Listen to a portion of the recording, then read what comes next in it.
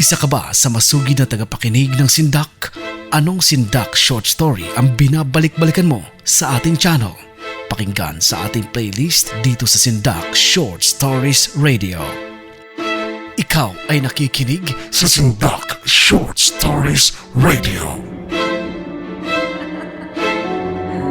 Ito pong karanasan kong ito, Sir Red, ay nangyari po noong October 22, 2022 habang kami po ng ate ko ay nagvi-video call.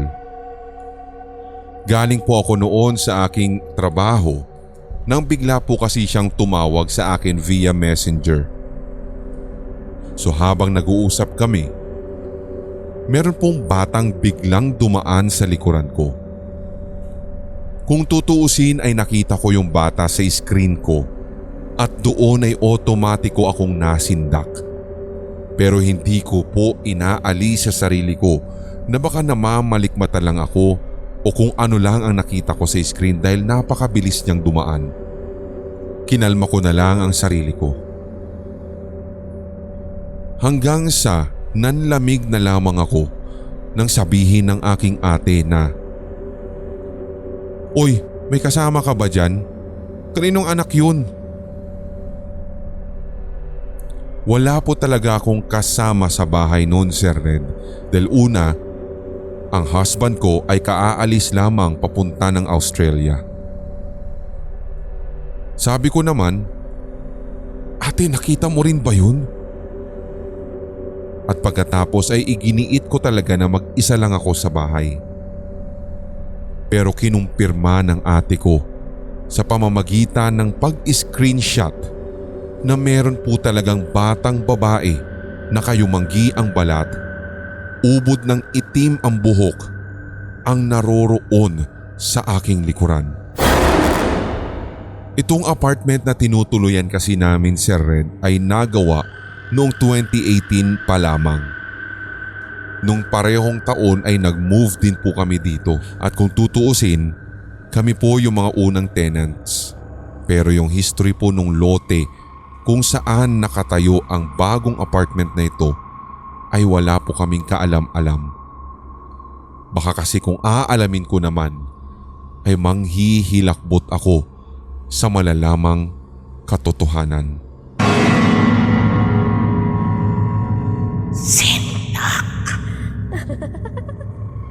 Magandang araw sa lahat ng inyong mga tigapakinig dito sa Sindak Short Stories YouTube channel.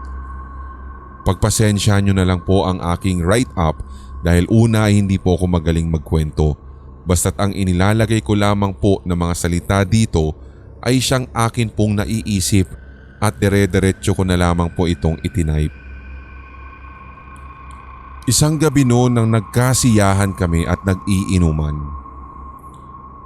Wala naman din po talaga sa topic kung tutuusin pero naikwento ng aking mga kaibigan, lalo yung mga matatagal nang nakatira sa subdivision naming iyon, ang kani-kanilang mga creepy experiences. Hindi ko na lamang po imi-mention kung saan exactly itong subdivision na ito. Basta't malawak po ito sapagkat from phase 1 ay umabot na ito hanggang phase 5. Kaya naman talagang kailangan mo nang sumakay kapag ikaw ay papalabas at papasok ng naturang subdivision. Nangyari itong ikikwento kong ito sa phase 1. Ayon po doon sa mga kaibigan at kainuman ko nung gabing iyon, meron daw pong isang bahay doon na abandonado at tila sinarado ng pasadya ang mga pinto at bintana nito gamit ang mga yero. Sa tuwing madadaanan daw nila iyon, hindi daw talaga maiwasan na tumaas ang kuryosidad nung isa sa mga kaibigan ko. Ayon po sa kanila, meron din daw kasing nagpatiwakal sa loob ng bahay na iyon. May isang araw daw nang magtaka yung katabing bahay nito noon dahil hindi na lumalabas ang nakatira dito, kaya naman sinilip daw niya yung bintana at doon nga'y may nakita siyang tao. Pero nagulat siya ng kanyang sundan kung saan naroroon iyon dahil hindi pala ito nakatayo bagkus ay nakabigti sa gawing hagdan nila. Bigla na lamang siyang naalarma. Hindi po niya mabuksan daw yung pinto noon kaya doon na siya tumawag ng tulong sa barangay. Dumating din yung maintenance ng subdivision namin at tinignan daw sa likod ng bahay kung meron daw pong nakalak na pinto at doon nga ay binuksan nila. Nagpasukan daw ang mga langaw at talagang sumambulat ang amoy ng maalingasaw. Maaaring ilang araw na daw ito na nakaganon.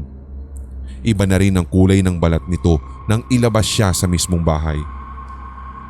Ang sabi ng mga kaibigan ko, maaaring na-depress daw ito dahil nag-abroad ang asawa niyang babae at sumama sa ibang lalaki at yun ang naging dahilan kung bakit niya ginawa iyon.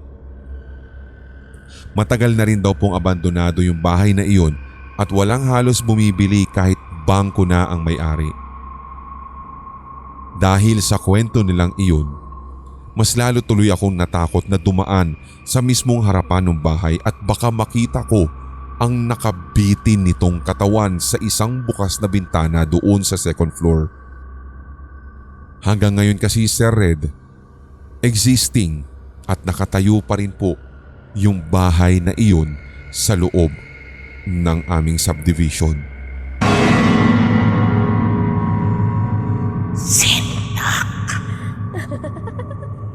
Magandang gabi Sir Red. Itago niyo na lamang po ako sa pangalang Seiya. Magto 2 months na po akong silent listener hanggang sa naging hobby ko na po ang makinig dito po sa inyong channel. Kaya sana ay mapakinggan ko rin po dito sa Sindak Short Stories ang aking sariling kwento. Hindi naman po sa pagmamayabang pero isa ang pamilya namin sa pinakamayamang angkan sa Lopez, Quezon Province. Ang aking lola, si Lola Digna, ay meron pong 5 mga kapatid. Maaga po silang naulila sa mga magulang.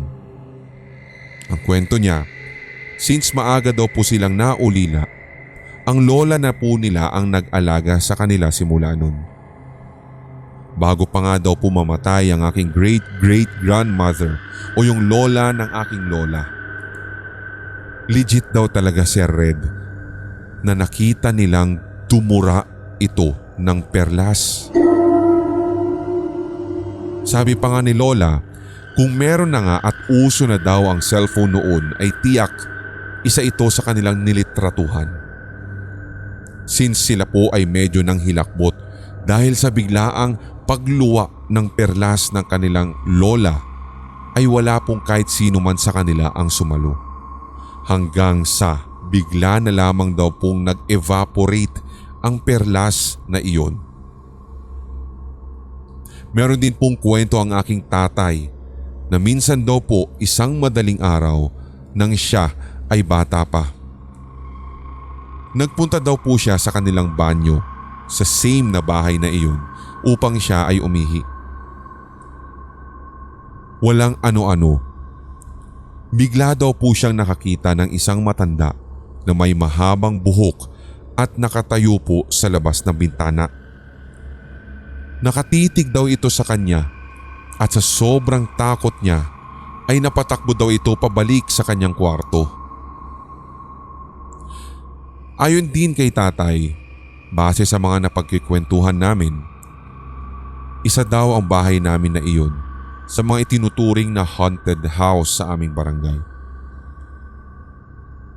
Hanggang sa kasalukuyan, sabi ng aking lola, tito at maging si tatay na maaaring ang nakita niya nung siya ay bata pa ay walang iba kundi ang aming great-great-grandmother.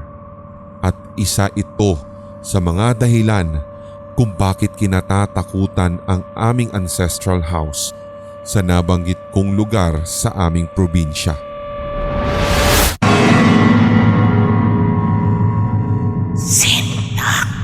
Ito ang Sindak Short Stories Radio. Bakasyon na naman. Tapos na naman ang pasukan sa eskwelahan at tiyak na mabuburyong na naman ako sa loob ng bahay. Paano ba naman din?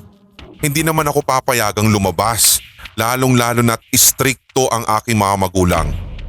Si mama nga, makikipaglaro lang ako sa labas, tiyak sandamakmak na naman na history ang kanyang ibabaling sa akin. Hanggang sa tumunog ang telepono kung kaya't pinuntahan ko iyon at nagmadali akong sagutin. Hello, sino po ito? Uy Sarah, ako to si Darlene. Ay Darlene, buti tumawag ka. Kanina pa ako nababagot dito sa bahay. Buti na lang may makakausap ako. Ako nga din eh. Umalis kasi sina mama, papunta sila ng merkado. Kaya naisip ko na tawagan ka na lang. Teka wait lang patayin ko lang yung TV. Ay naku, buti pa kayo may cable. Sa amin wala nga eh. Wala tuloy magandang palabas ang ganitong oras. Alam mo ba kagabi, may kwento yung pinsan ko sa akin. Hindi ko alam kung totoo pero may abandonadong bahay kasi dito sa lugar namin. Matagal na walang nakatira doon. Oh, ano namang meron? Makinig ka sa kwento ko. Sigurado magugustuhan mo to. So ito na nga. Dati daw, may lumang bahay na may nakatirang matandang mag-asawa doon. Tuwing bakasyon, bumibisita yung mga anak at apo nila. Ngayon, yung mga apo ay mga batang makukulit. Ang bili ng lola nila ay wag na wag daw silang papasok sa kwarto ng lolo at lola nila. Basta, off limits daw yun. Oh, tapos? Ang weird naman nung ganun. Bakit pagbabawalan ni apo naman nila? Pwede ba makinig ka kasi muna? Basta ang sabi, huwag daw papasok. Bawal pumasok. Ngayon yung mga bata syempre, sumang-ayon na lang kaya sinabi nilang, yes po lola. At ang sabi daw ng lola nila, nagpapahinga din kasi ang lolo niya sa kwarto, kaya bawal niya siyang gambalain. Yung mga apo niya naglaro ng tagu-taguan. Itong isang apo na babae, hindi niya alam kung saan siya magtatago. Naisip niya ngayon na doon na lang magtago sa kwarto ng lolo at lola niya dahil tiyak na hindi siya hahanapin doon. Hala! Patay! Paano yun? Di ba't sabi nga bawal? So ano nangyari pagkatapos? Tsaka ano yung nakita nila sa kwarto? Pagkapasok ng batang babae sa kwarto, laking gulat niya. Hindi daw siya makakilos na parang napako yung mga paa niya sa sobrang sindak. Nakakita daw siya ng isang demonyo. Hala! Tapos ano nangyari sa bata? Nasa tabi daw ng lolo niyang natutulog ang demonyo. At nung makita siyang pumasok sa kwarto, nilapitan siya nito. At ang sabi daw ng demonyo, di ba sabi ng lola niya huwag na huwag kayong papasok dito? At dahil nakita mo ko, isa lang ang kondisyon ko. Huwag mong sasabihin kahit kanino na nakakita ka ng demonyo dahil kung hindi, papatayin ko kayong lahat. Yun daw yung kabilin-bilinan ng demonyo. Bigla na lang nawala yung demonyo nang pumasok yung lola ng bata at pinagalitan yung apo niya. Naalala din daw ng bata ang sinabi ng demonyo kaya hindi niya kwento kahit kanino talaga. At matapos nga nun, ay hindi na daw bumalik talaga sa bahay ng lolo at lola niya yung batang yun kahit magbakasyon. Ay, salamat naman pala kung ganun. Pero hindi pa doon tapos yung kwento. Tumanda na yung batang babae. Malapit na nga siyang ikasal sa kasintahan niya ng ilang taon. Kaya naman bumalik sila ulit doon sa bahay ng lolo at lola niya para mamanhikan at ipakilala sa buong pamilya nila yung lalaking mapapangasawa niya. Nung nasa pagkainan na sila, syempre, matagal na siyang hindi nakakapunta doon. Maging yung mga pinsan niya, panay ang kwento ng mga memories nila nung mga maliliit pa sila. Bigla tuloy siyang nagkwento na alala niya yung nangyari sa kanya sa loob ng kwarto ng lolo at lola niya. Sinabi pa niya yun sa fiancé niya. Ang sabi pa niya, alam mo ba honey, nung bata ako, naglalaro kami ng taguan.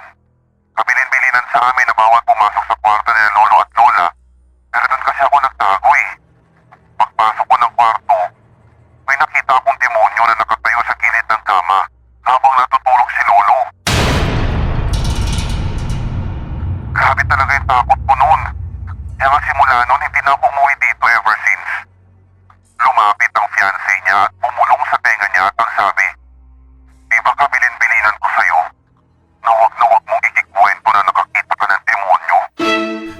You're tuned into Sindak Short Stories Radio. Nais ko lamang pong ibahagi ang isa sa mga creepy experience ko sa mismong bahay namin.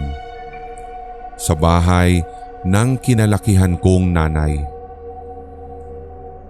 Ako po ay 7 taong gulang nang mangyari ito at tandang-tanda ko pa na umuwi ng Pangasinan si Ermats dahil nga pista ng patay at nang panahong iyon ang kasama ko ay walang iba kundi ang aming kasambahay.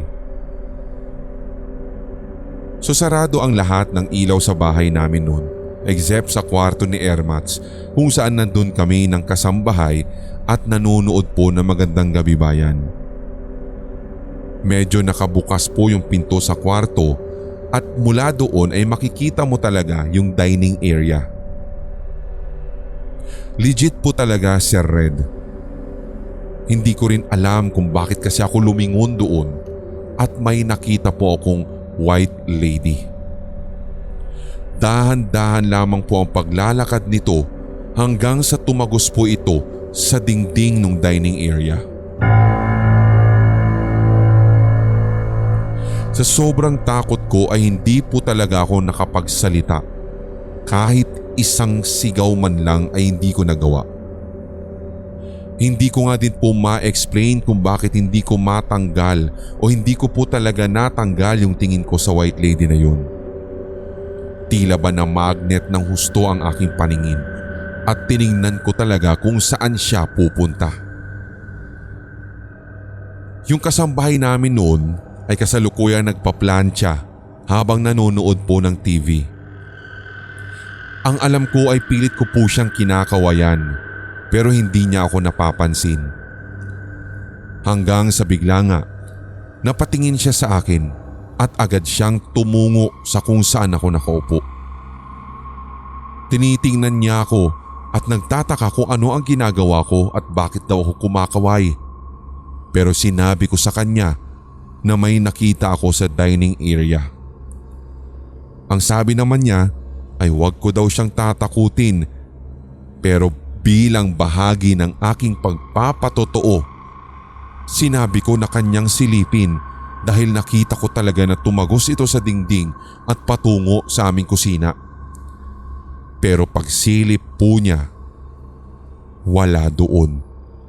Bigla na lang nawala ang nakita ko kanina. So ang ending nun, Sir Red, ay nakadikit lang ako sa kanya buong gabi at sinarado ko agad ang pinto ng kwarto nang kami ay matutulog na. Sa katunayan ay marami pa akong experience dito sa bahay na ito. Ngayong meron na rin akong 2 anak. Ewan at bakit pati sila ay nakakakita na. Ultimo yung asawa kong walang ka-third eye ay nakakadama at nakakakita din. But anyway, sa kaalaman po ng inyong mga tigapakinig, open po ang third eye ko. Noon, hanggang sa nag-decide po kami ng aking Ermats na ipasara ito. Pero kahit magkagayon, nakakakita pa rin ako ng mga kakaiba.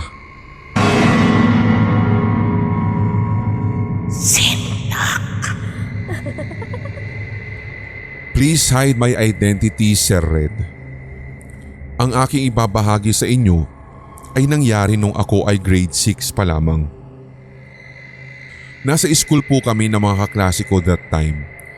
Araw po iyon ng Sabado kaya kami-kami lamang po ang naroroon. Ang usapan po kasi namin, kailangan na naming matapos ang aming project sapagkat pinagbawalan po kami ng aming mga teacher na iuwi ang mga ito.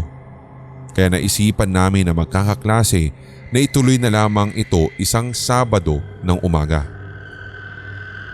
So may dala-dala po kaming mga bisikleta. Yung iba namang mga kaklase naming lalaki ay nanghiram pa at nung panahong iyon ay medyo makulimlim, Sir Red. Meron pa nga pong isang bahagi ng barangay na amin pong napuntahan na paambon na at nadadama na po namin yung malakas na ulan na susunod doon. Pero paglagpas namin doon, eto, at nakarating na kami sa aming school. Naroroon na rin po yung iba naming mga kasama at parang kami na lang pala ang hinihintay. May mga upuan kasi na mahahaba doon sa science garden namin. Sa gawin noon ay meron din pong palaruan ng mga bata at dadaanan po talaga namin ang isa pang hardin bago po kami tuluyang makapass by o tuluyang makarating sa mismong venue na aming pinag-usapan. So yung iba, ginagawa na yung ibang parte ng aming project sapagkat ito po ay yung mga miniature ng solar system. Habang kami naman ng aking kaibigan na si Angie, nakagrupo ko rin, ay nag-decide na magtungo muna sa isang tindahan para bumili ng aming mga snacks. So gamit na naman ang aming mga bisikleta, umalis po kami sa eskwelahan.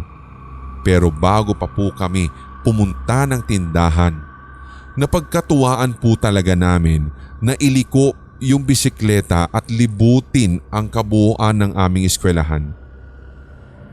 So dahil doon, biruan at tawanan pa kami habang nagbibisikletang dalawa. Ang sabi ko, puntahan pa namin yung pinakalikuran kung nasaan naroroon yung HE room. Bago pa man po kami makarating sa aming patutunguhan, agad ay napapreno ako. Napahinto kaming dalawa. May nakita po kasi kaming isang bata.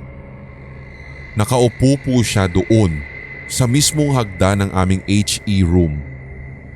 Umiiyak siya at naka-uniforme pa. Ang sabi ko kay Angie ay puntahan namin ito dahil kawawa yung bata at umiiyak. Nagtaka po si Angie sa sinabi ko. Napatanong siya kung binibiro ko lamang daw ba siya o kaya naman ay ano daw yung nakain ko at may pupuntahan pa kami sa HE. Kinikilabutan na pala ang kaibigan kong iyon noon. May nararamdaman na siyang kakaiba. Sinabi niya sa akin na wag ko nga daw siyang tatakutin dahil hindi daw siya ready sa mga ganun. Wag ko daw din siyang pagtitripan. Pero nanindigan talaga ako Sir Red na hindi ko siya pinagtitripan at totoong may nakita akong batang umiiyak at ang lakas pa nga nung hikbi niya.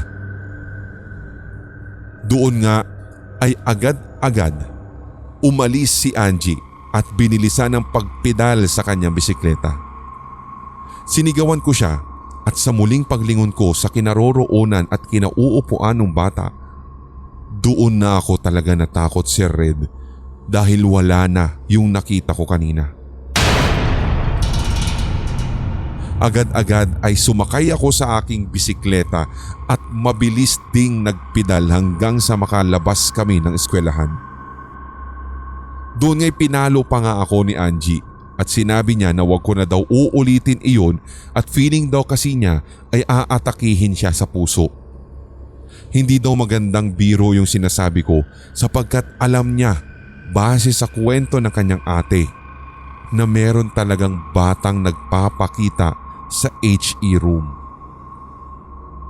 Doon nga ay kinilabutan din ako sapagkat first time ko lang din malaman ang masasabing nakakatakot na history nung HE room namin na yun. Tinanong ko pa nga si Angie kung anong ikinamatay ng bata at bakit siya nagmumulto. Pero ang sabi niya, isa daw ito sa mga kaklase ng ate niya na nasagasaan daw ng malaking truck sa labas ng eskwelahan. So dahil nagkatakutan na kami, hindi na tuloy kami lumabas ng aming school at niyaya na namin lahat ng aming mga kagrupo na dalhin na lamang at iuwi sa bahay namin ang ginagawa namin. Hindi naman siguro malalaman ng aming teacher na nag-uwi kami ng project kahit ipinagbabawal nila.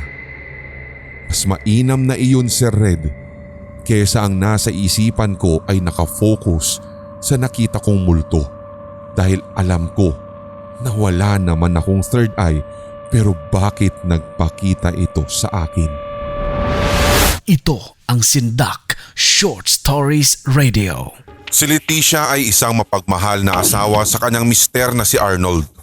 Bagaman hindi pa sila nagkakaanak nito, sa tagal ng panahon nilang nagsasama ay masaya naman sila nagmamahalan sa loob ng iisang bubong. Hindi naman din selosa si Leticia kahit na malapit ang kanyang mister sa mga kapitbahay nilang babae. Ayos lamang daw sa kanya ito dahil alam niyang matulungin ito at napakabait. Ilang taon pa ang lumipas ay napapansin niyang may nag-iiba na sa kanyang mister.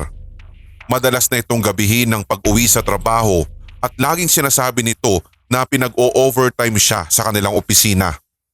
Dahil doon, ang madalas nilang pagsisiping ay unti-unting nababawasan hanggang sa halos wala na nga. Bilang babae ay may pangangailangan siya sa kanyang asawa. Sa pagbabagong iyon ni Arnold ay madalas ang kanilang nagiging pagtatalo at napapansin na rin niya ang kakaibang pagod nito kapag umuuwi sa bahay. Dahil sa mga namumuong hinala ni Leticia ay naaapektuhan na nito ang kanyang sariling pag-uugali, kaya naman wala na siyang ibang ginawa kundi ang mag-isip buong maghapon at halos wala nga yatang minuto na hindi siya naghihinala. Muli ay umuwi na namang hapong-hapo si Arnold. As usual, diretso na naman ang lalaki sa kwarto upang magbihis at diretsyong matutulog na. Ni hindi na nito naitanong sa misis kung anong niluto nito at kung kumain na ba ito. Dahil doon ay labis ang galit at sama ng loob ni Leticia sa pagtataksil sa kanya ng kanyang mister. Umiyak siya ng umiyak magdamag hanggang sa halos mamaos na siya sa kakahigbi. Umaga iyon at day off ni Arnold. Ngunit kahit na wala siyang pasok sa araw na iyon ay agad siyang gumayak at umalis na. Isang partikular na resto bar ang kanya pinuntahan. Pagdating doon, sinalubong siya agad ng tanong ng kanyang kaibigang si Jim. "Oh, parang Arnold, musta ka na?" "Eto pre, hanggang ngayon pre, sa totoo lang, hindi ko pa rin mapatawad yung sarili ko eh. Kung hindi ako masyado nag-focus sa future namin ni Leticia, hindi kami hahantong sa ganito." At pagkatapos ay medyo naiiyak na si Arnold.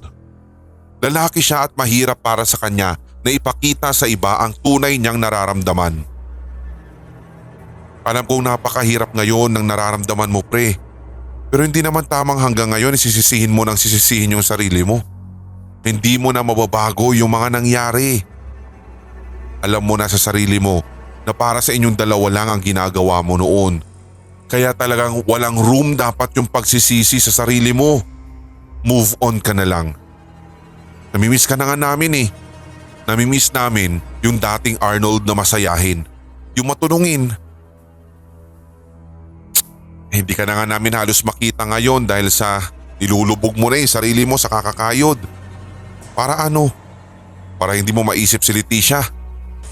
Pare naman, papatayin mo ba ang sarili mo? Ha?" Awang-awa na ang kaibigan niyang si Jim sa kanya. Alam niyang hirap na ang kaibigan dahil sa mga naganap sa kanila ng pinakamamahal nitong asawa.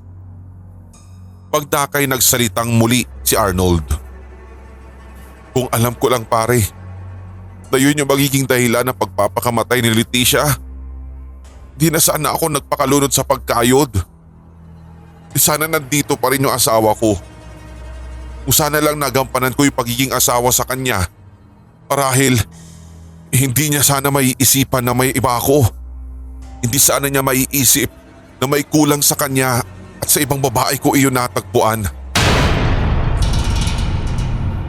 At tuluyan nang dumaloy ang luha ni Arnold. Ilang buwan na nang mamatay ang kanyang misis. Nagbigti ito at nakita na lamang iyon ni Arnold nang minsan na naman siyang umuwi ng late. Lagi kasi siyang nag-o-overtime sa trabaho para mas malaki ang kanyang maiipong pera. Kapag pagod na siya halos, hindi na rin niya maasikaso o malambing ang misis dahil sa sobrang busy niya. Nang makita ni Arnold si Leticia ng gabing iyon na nakasabit sa kisame, ay tila gumuho ang mundo niya. Lalo na nang mabasa niya ang iniwang sulat nito na nagpapahayag ng galit sa kanya at matinding sama ng loob. Simula noon at hanggang sa mailibing ang misis ay hindi na siya naging masaya. Hindi na siya nakikipag-usap sa mga kaibigan niya, lalong-lalo sa mga kamag-anak ng kanyang asawa dahil alam niyang siya ang naging sanhi ng pagkawala ng kaanak nila. Halos gabi-gabi ay hindi makatulog si Arnold dahil magdamag din niyang naririnig sa isipan ang pagpalahaw ng kanyang misis. Kapag naririnig niya iyon ay umiiyak na lamang din siya hanggang sa makatulog na lang dahil sa kaiiyak. Ang laki na rin ang ipinayat niya dahil hindi na rin niya malasahan ang mga pagkain na alam niyang hindi kasing sarap ng luto ng mahal niyang asawa. Muli ay umuwi na namang gabi si Arnold. Kung dati ay diretso siya sa kwarto, ngayon ay umuupo muna siya sa sala. Pabulong niyang sinasambit ang mga salitang ni minsan ay hindi lumabas sa bibig niya. Mahal kong Leticia, alam kong magpasa hanggang ngayon ay naririto ka pa. Dala ng galit at matinding sama ng loob sa akin. Gusto ko lang malaman mo na mahal kita. Hindi ako lumingon sa ibang babae kahit kailan. Ang nais ko lamang ay makaipon ng pera para sa atin at sana'y sa magiging anak nating dalawa. Pero mali pala ako sa isipin kong iyon. Dahil ang akala ko ay habang buhay tayo magkakasama. Patawarin mo ako, mahal ko. Bumuhos ang luha ni Arnold habang niyayakap ang unan sa sofa. Ramdam na ramdam niya ang lamig sa buong sala kahit wala namang nakabukas na electric fan. Luminga siya sa paligid at napatingin sa isang gilid kung saan nakasabit ang lubid na siyang ginamit ng asawa sa pagbibigti nito.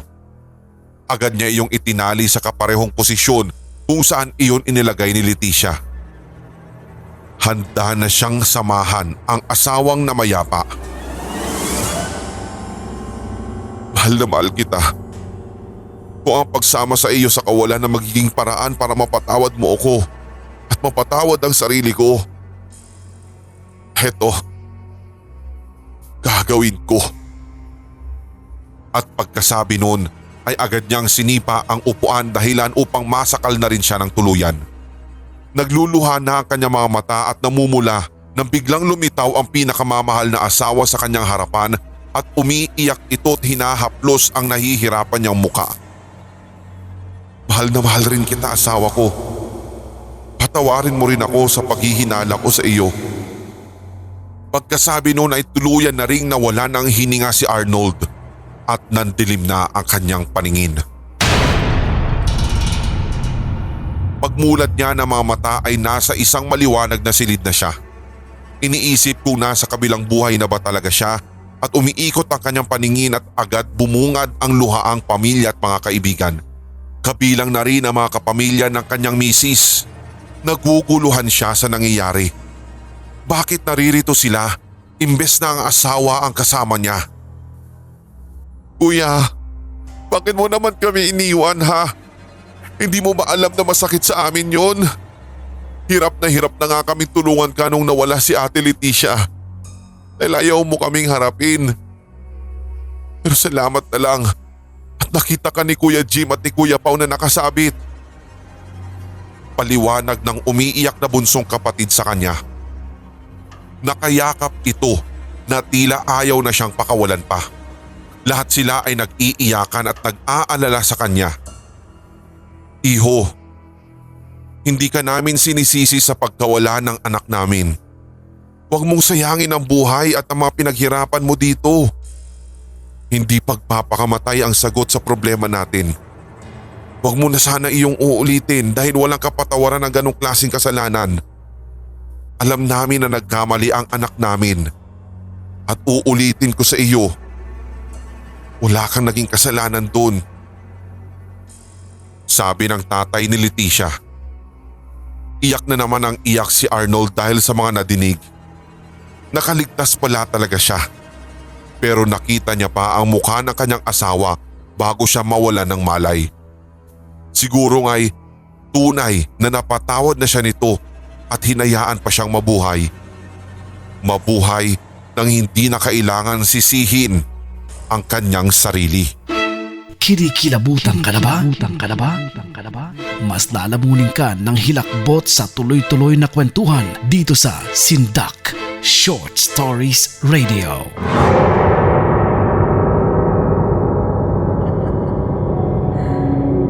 unang kwentong aking ibabahagi ay tungkol po sa pag-ghost hunting namin sa isang lumang eskwelahan dito sa aming lugar. Hindi ko na lamang po babanggitin yung pangalan ng school na ito. So nung umaga pa lamang po ay nag-uusap yung pinsan, yung ex niya at yung pamangkin at kaibigan ng pamangkin niyang may third eye at sabi nila gusto daw nilang mag-ghost hunting. Sakto kasing napadaan ako noon sa tabi nila at narinig ko ang kanilang usapan. Napatanong pa nga ako noon kung pwede bang sumama sa kanilang gagawin. Pumayag naman po sila at kailangan din naman kasi daw nila ng cellphone para magamit na pang video, kung kaya't inoffer ko na po yung cellphone ko at yun ang kanilang ginamit. Yun din yung ginawa kong passes, Sir Red, para makasama talaga at hindi nila ako iwan. So pagkatapos pong mag-usap-usap ay agad naming tinungo yung school at doon nga ay nag-ghost hunting na kami. Nasa daanan pa lamang po, may nakikita na daw yung pamangkin ng ex ng pinsan ko at para daw po silang mga orb. Sinundan namin yung sinasabi nilang orb. Pagkababa namin sa sasakyan, may nakunan nga po silang itim na orb sa may gawing palayan. So pagbalik namin sa aming sasakyan ay naisipan din nilang mag-video sa gawing tulay. So habang nagvi-video sila, yung isang kasama namin na may third eye ay sinabing meron daw po siyang nakikitang mga naliligo sa ilog na naroroon sa ilalim ng tulay. Pero yung tulay na binivideohan niya, Sir Red, ay wala naman pong katubig-tubig sa kailaliman sapagkat nung panahong iyon ay tila tuyong-tuyo yung ilog.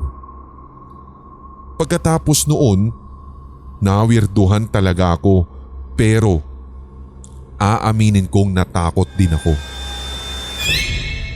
Muli ay pumunta kami doon sa lumang school. Pagkarating namin muli doon, nagsimula na naman kaming mag-ikot-ikot by group. Nakasama ko yung pamangkin ng ex ng pinsan ko. Sumilip siya sa isang silid-aralan at habang nagbi-video ay may nakita po siyang isang itim na figura na para daw pong pinagagalitan ang isang bata. Pagkatapos namin makapaglibot-libot doon ay nag-decide na po kami na magdasal para hindi po kami sundan ng mga nakita nilang nilalang. Matapos noon ay nagsisakayan na po kami sa aming mga sasakyan at umuwi na para mapagplanuhan yung gagawin na naman namin kinagabihan. Ang sabi kasi nila, Sir Red, mas lumalakas daw ang mga entities na ganito sa tuwing kumakagat ang dilim. Kaya noong gabi, muli na naman naming pinuntahan ang school. Pagkapasok pa lamang po namin, inamin ng isa sa mga kasamahan naming may third eye na mabigat daw at tila punong-puno ng negative energy ang eskwelahang iyon.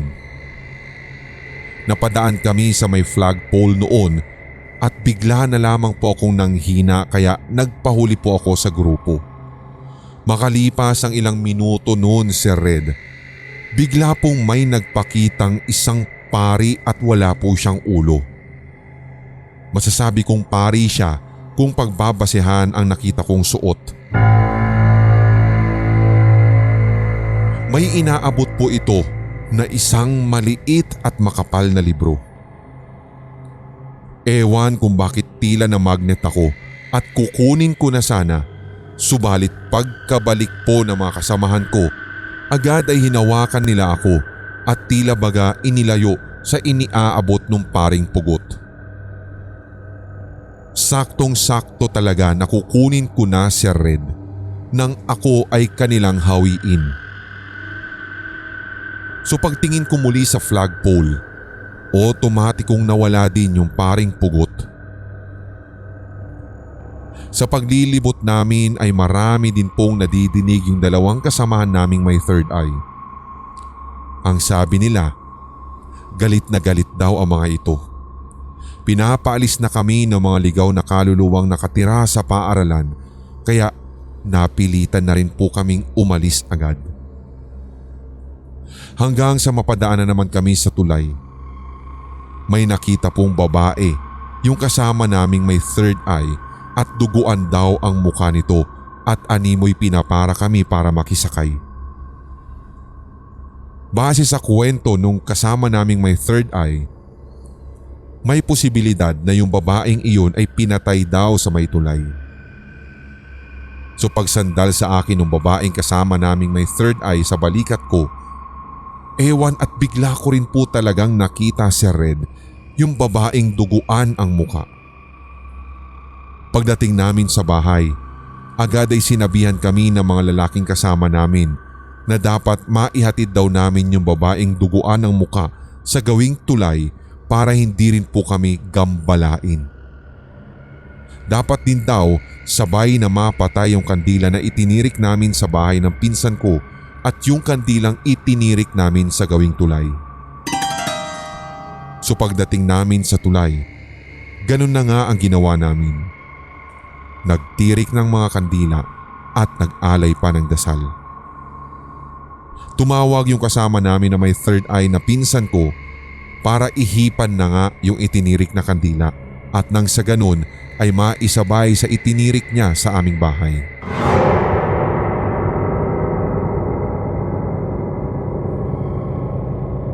Ito naman pong susunod kong ikikwento, Sir Red, ay personal ko naman pong experience at ito naman po ay may kaugnayan sa mga nakikita kong kaluluwa ng mga kakilala at mga taong malalapit sa akin.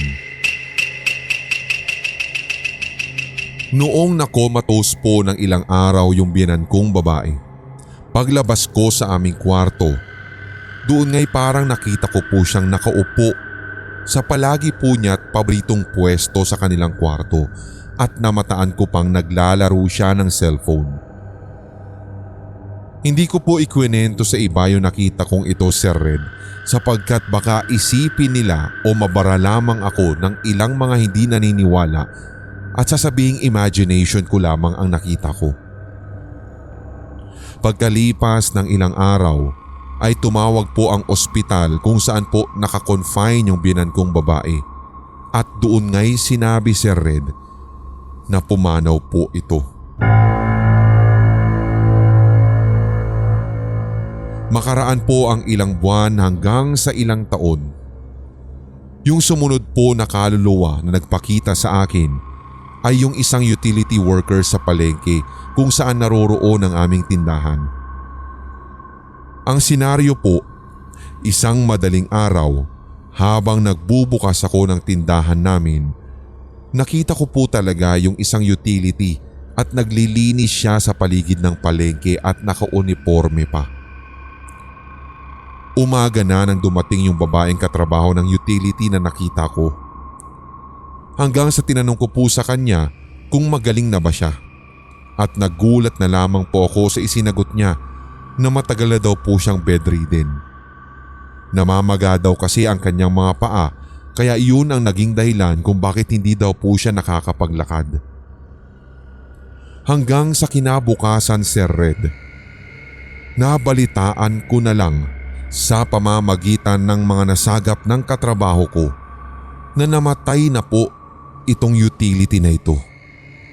As in same day daw po nung nagpakita siya sa akin. Yun na pala yung pinakahuling pagkakataon na nakausap ko siya sapagkat nung gabing iyon, Sir Red, very unfortunate pero namatay na po siya.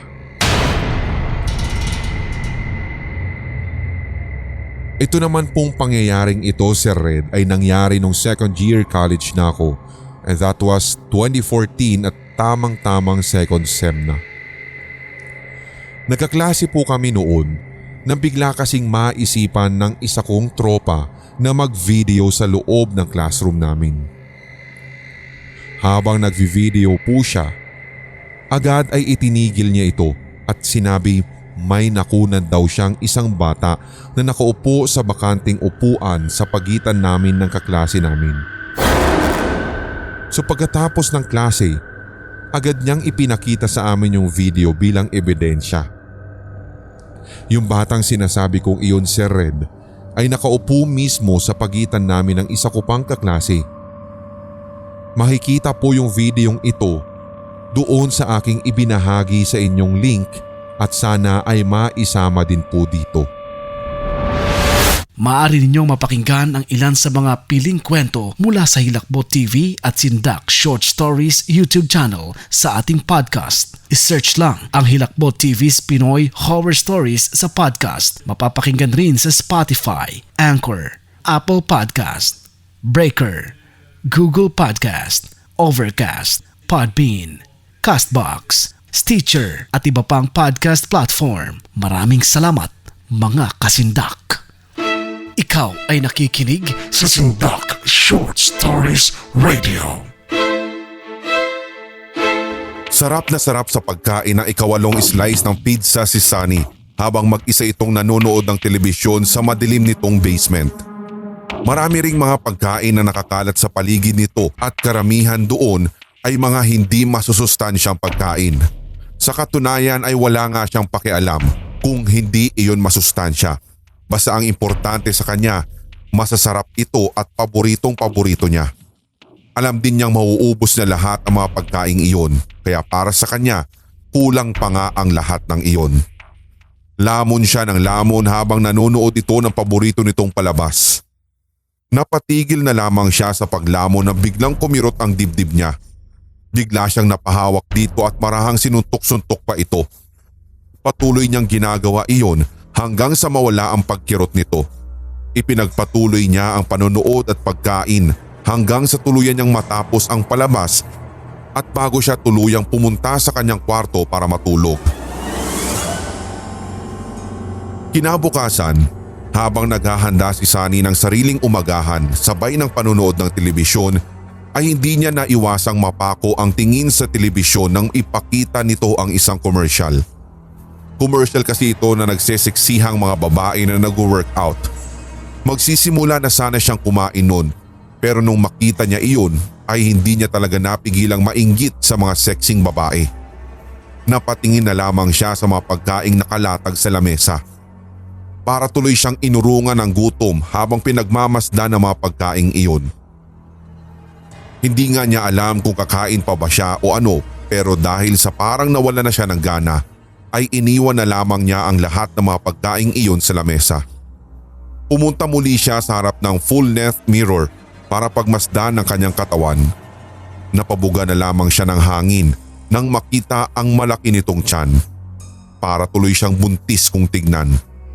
Ganon din ang mga braso niya, pati ang hita habang pinagmamasdan niya ang sariling katawan sa salamin.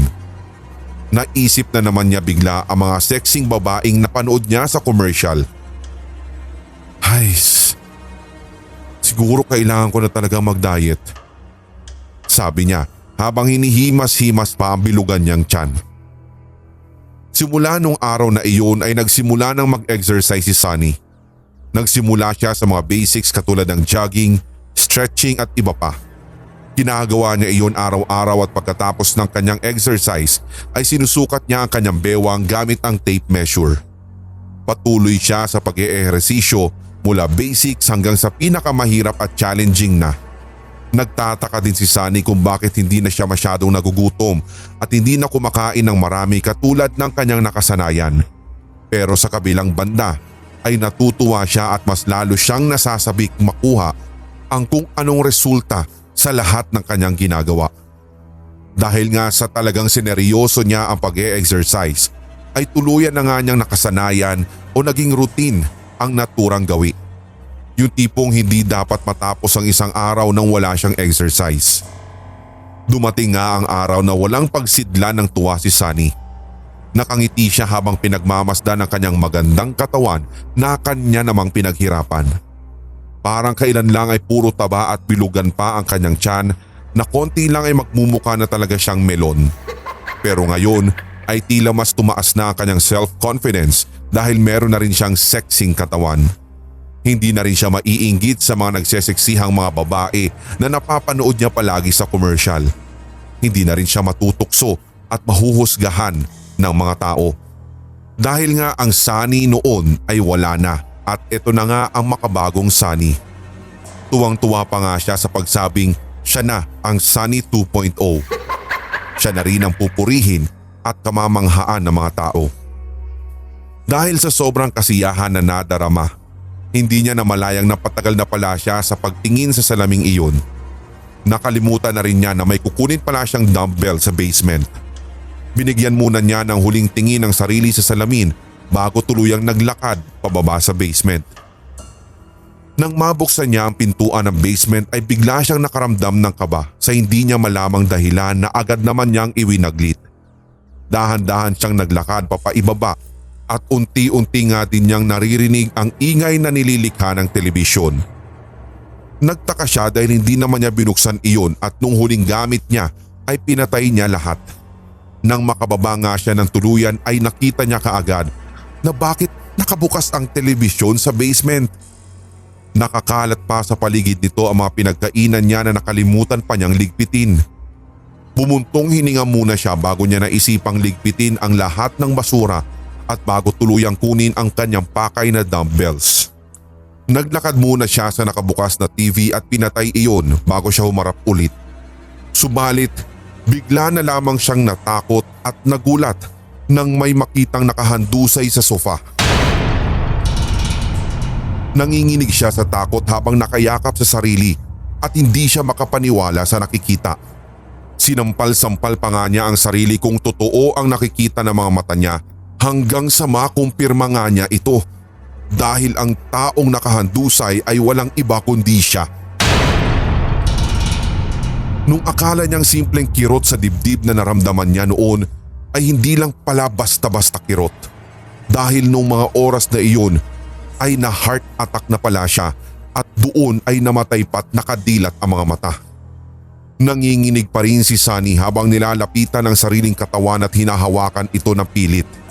Nang mahawakan niya ito, bigla na lamang din siyang napahagulgol dahil napunta lang pala sa wala ang lahat ng kanyang pinaghirapan. Ang akala niyang pinaghihirapang katawan noon ay isang ilusyon lang pala. Sana ay tumigil na siya sa pagkain ng sobra at nagsimula na mag-exercise habang maaga pa. Pero huli na ang lahat. Patay na siya at isa na lamang palang kaluluwa. Kaya tunay ang kasabihan na nasa huli ang pagsisisi.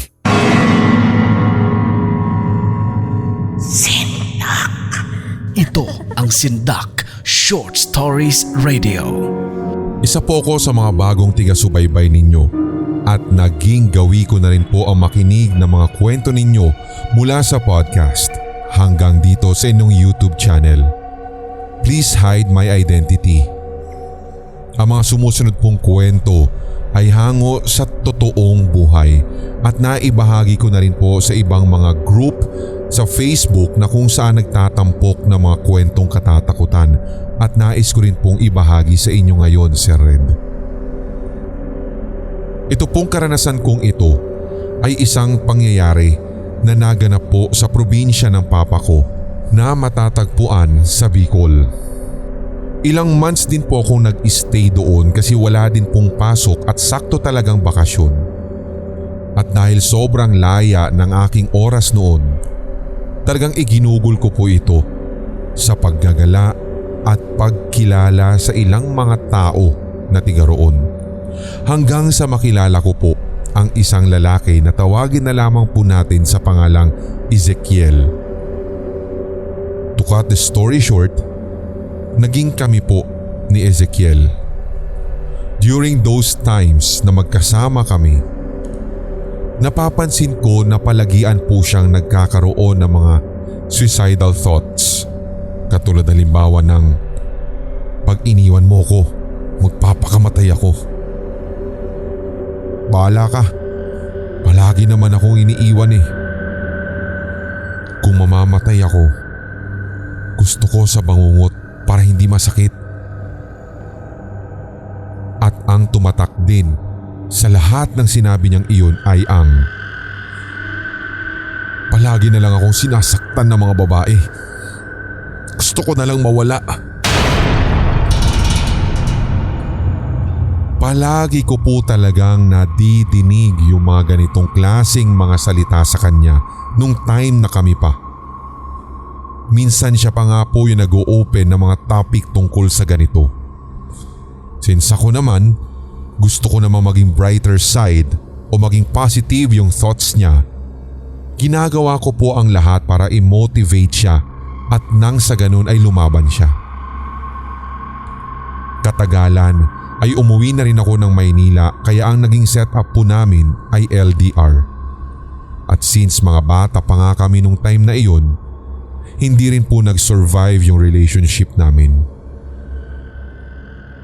Makaraan ng 2 taon, may karelasyon na rin po ako noon at never na pong sumagi sa isipan ko si Ezekiel. Sa buong taon, matapos po namin na maghiwalay, as in wala na rin po ako naging balita sa kanya. Then all of a sudden, 3rd week ng November yun, kung hindi ako nagkakamali, bigla ko po siyang napanaginipan. Out of nowhere. Hindi ko naman kasi din siya naaalala talaga or namimiss, basta bigla ko lamang siyang napanaginipan. Ang eksena ng panaginip ko ay nakahiga ako habang siya ay nakatayo sa tabi ng higaan ko. Andun lamang po siya, pero napansin kong puting-puti yung t-shirt niya. Wala po siyang sinasabing kahit na ano. Nibuksan ang kanyang bibig ay hindi ko po nakita. Basta't ang mukha niya nang aking makita ay blanko ang ekspresyon. Matapos noon, Sir Red, ay bigla na lang akong nagising. Iniisip ko talaga kung bakit ko siya napanaginipan. So dahil doon, nagsimula na namang muli na sumagi siya sa isipan ko. Umabot pa nga ng 2 araw matapos ko siyang mapanaginipan, ay lagi na nga po siyang nasa isipan ko sa kahit na anong gagawin ko sa buhay, hanggang sa umabot ako sa punto na sinubukan ko na po siyang i-search sa Facebook. Pero wala. Hindi na rin po ako nakatiis, kaya tiningnan ko yung mga kontak ko sa cellphone, and good thing naroroon pa pala yung number ng mga pinsan ko sa Bicol. Naisip ko na gusto ko kasing humingi ng sorry sa kanya, at kung makakauwi ulit ako ng Bicol ay gusto ko po siyang makausap muli. So pinagtitext ko po talaga lahat ng mga pinsan ko at kinumusta ko siya. Ironically speaking, tama po ang inyong nadinig. Imbes na kumustahin ko muna yung mga pinsan ko, ay si Ezekiel ang una kong kinumusta. Yung isang pinsan ko lamang po yung nakachikahan ko talaga ng matagal. So sa aming huntahan at itinakbo ng kwentuhan, ipinasok ko yung pangungumusta kay Ezekiel at kung sakaling nakikita pa rin ba niya sa lugar nila. Nagulat na lamang ako at natameme, Sir Red, sa sinabi ng pinsan ko na, "Ay hala ate, hindi mo pala alam? Patay na si Ezekiel. Nakaraang linggo lang ibinurol. Bangungot nga yung ikinamatay niya eh."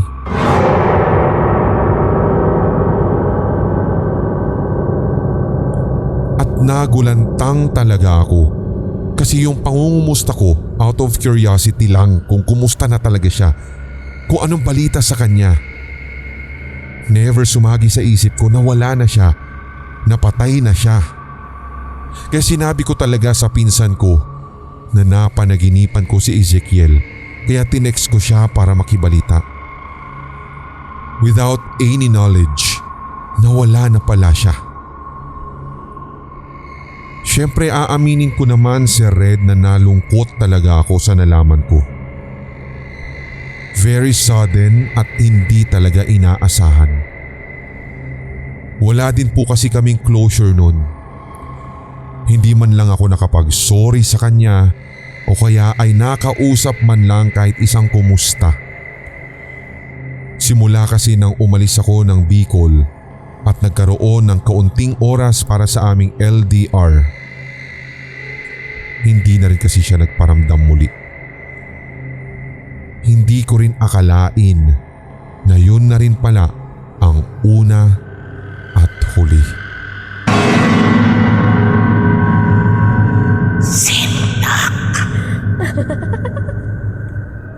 Noong nabubuhay pa ang lola ko, nakaugalian na po namin si Red na sa tuwing sumasapit ang pista ng patay ay dinadalaw po namin ang libingan ng aking lolo. Ewan pero talagang naghahatid po ng excitement sa amin iyon, lalo pat noon ay maliliit pa lamang kaming magpipinsan and being kids aged 5 to 10. Excited talaga kami na kapag aalis kami sa bahay ng hapon at madaling araw ng magsisiuwian. By the way, Sir Red, ako po yung panganay sa mga apo at hindi ko na rin po talaga nakilala ng personal o kahit man lang mabigyan ng pagkakataon na makita o makilala ang aking lolo dahil dalaga pa lamang po si nanay nang mamatay siya. Nung araw na iyon, 2:00 na madaling araw nang nakauwi kami galing sementeryo. So pagkauwi ng bahay, naghilamos muna kami at natulog. Hanggang sa magising po ako para magtungo sa banyo. For visualization, Sir Red. Nasa second floor yung kwarto namin at paglabas mo ng pintuan, merong hallway at babatiin ka na ng hagdan pababa. May sala, bintana nakita yung hardin at yung gate ng bahay namin. At sa labas ng gate ay meron pong manipis na rampahan na kapag meron pong taong nakasampa doon ay makikita mo yung ulo niya na naroroon sa gate. So balik sa kwento. Madilim po yung kwarto noon at aaminin kong duwag talaga ako. Pero dahil kailangan akong magtungo sa banyo ay pinilit ko talaga na lakasan ang loob ko at pumunta doon. Pagbukas ko ng pintuan, agad ay switch on ko yung ilaw sa hallway sapagkat paglabas ng kwarto, ang una mo talagang makikita ay yung window sa sala. So ewan ba kung bakit napatingin talaga ako doon. Doon, Sir Red. Hindi ako pwedeng magkamali. Tiyak ang nakita ko. Isa pong lalaki na nakabarong pero wala po siyang ulo. Malakas ang pakiramdam ko noon na sa akin siya nakatingin kahit hindi ko man nakita ang bahagi ng ulo niya. Dahil sa nakita ko, hindi na rin po ako tumuloy ng banyo. Mabilis na lamang po akong tumalikod at talagang nagmamadali po akong bumalik sa kwarto, nagtalukbong at natulog sa sobrang takot. Kinaumagahan nga po ay inamin ko ito kay Lola. Ikwinento ko ang eksaktong deskripsyon na nakita ko. Sinabi na lamang sa akin ni Lola na, "Hala, baka si lolo mo na yun." Mga kasindak, ibahagi ang iyong kasindak-sindak na karanasan sa ating email sindakstories2008@gmail.com o di kaya'y i-private message sa ating Facebook page Hilakbot TV Pinoy Horror Stories. Aabangan namin yan, kasindak. You're tuned into Sindak Short Stories Radio.